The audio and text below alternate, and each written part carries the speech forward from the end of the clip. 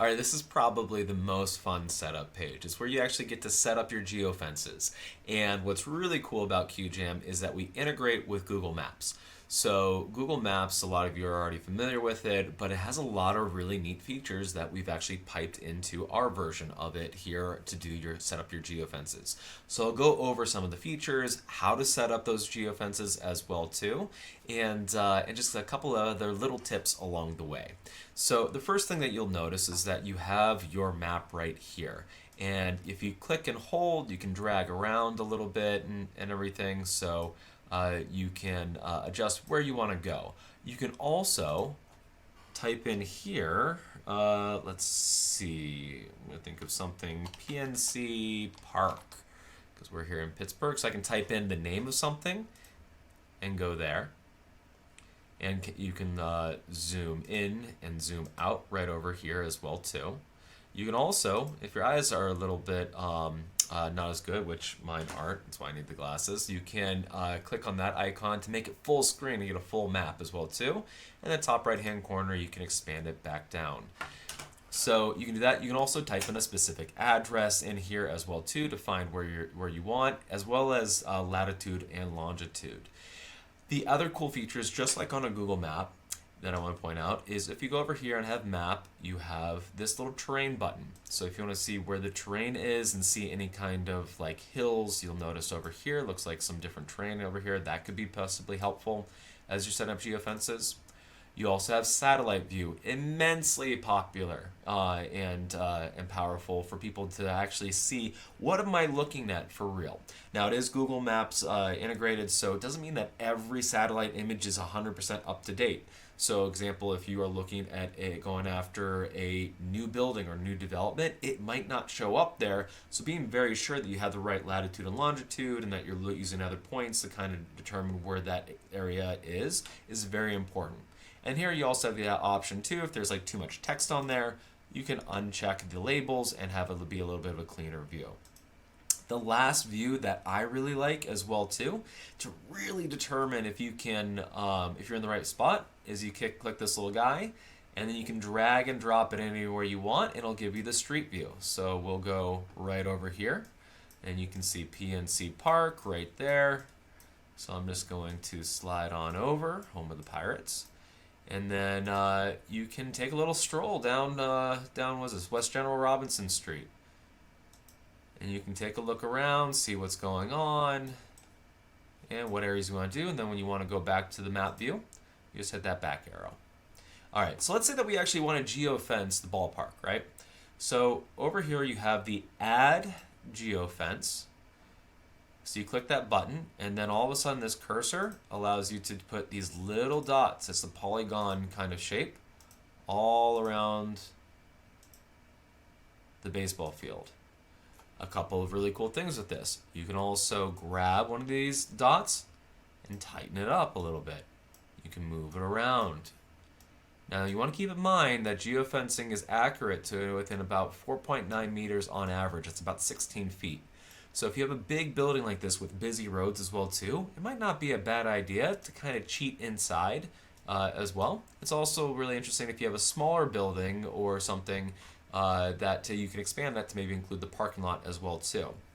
Now you can give this excuse me, you can give this a geofencing group title, and I can just call this test group, whatever it might be. And then down here, this particular geofence, I want to call it PNC Park. And I hit set. You can do a deeper description as well too. I can put Pirates Ballpark. Alright. Hit set. And then if I'm like, oh, I really don't want that there. It says select geofences to delete. You can click that button, select the one you want to delete, and delete it if you want. Now the next thing that you can do is like, okay, cool, I have that one set up. I want to go to, and I'll show you just the address thing. I'll pick where one of our remote offices is, over here on Holiday Drive. Because I think this is a really neat feature as well too.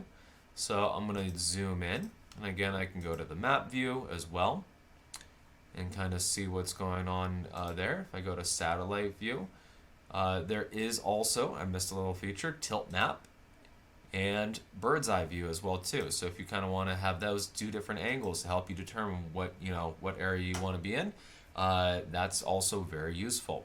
So I'm going to add another geofence here, but here's something to keep in mind, a good little tip. If I know that this is a big office building, it's actually, I think it's 5 stories tall, 4 stories tall, something like that.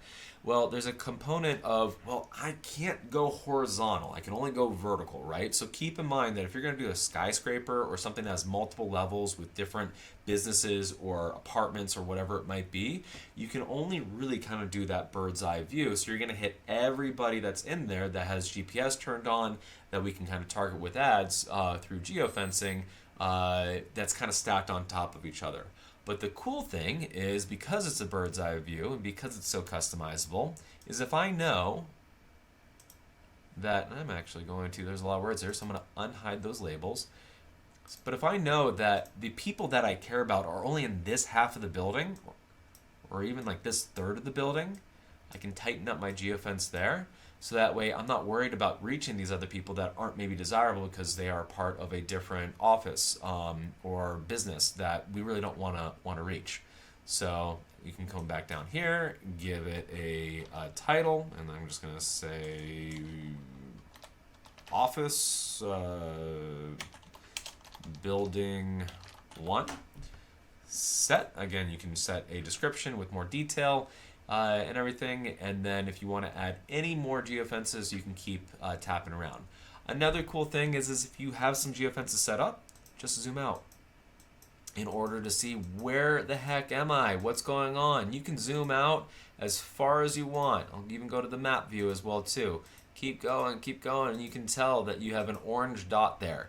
It's super useful. We don't want you to be able to lose where your geofences are. So you have this list, and a good description might be the address. That's a good example of a good thing to utilize as well too. If you have a ton of geofences, you can zoom out as far as you want. You'll still be able to tell I have geofences here, and as you zoom in, you'll start to notice that they split off into 2 options because we have 2 options there as well too.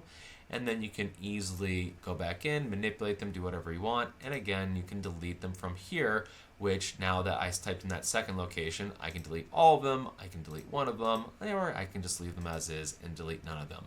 And then whenever you're done setting up your geofences, you can hit next, but you can always come back into this frame and really all frames to edit what you want. So if you have a geofence that's set up on a campaign that you don't care about anymore, then you come in and delete that at any time. If you have a geofence that you want to add to a campaign that's already running, you can come in and add that at any time as well too.